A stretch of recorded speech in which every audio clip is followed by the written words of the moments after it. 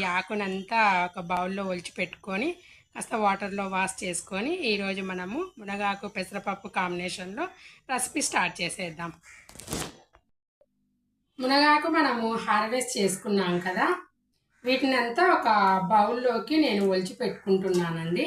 చాలా లేతగా ఉంది కాబట్టి నేను ఇలా స్టెమ్ కూడా తీసుకుంటున్నాను. ఇదిగోండి, ఇలా చాలా లేతగా ఉందండి, అందుకే ఇలా స్టెమ్ కూడా ఒలిచి పెట్టుకుంటున్నాను. ఆకుకూరలకి మనము స్టెమ్ కూడా వేసి కుక్ చేసుకుంటే చాలా బాగుంటుంది.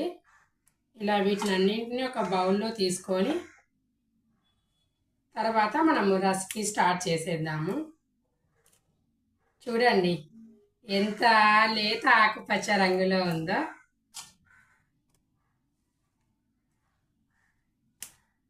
ఇలా ఆకునంతా ఒలిచి పెట్టుకుందాం.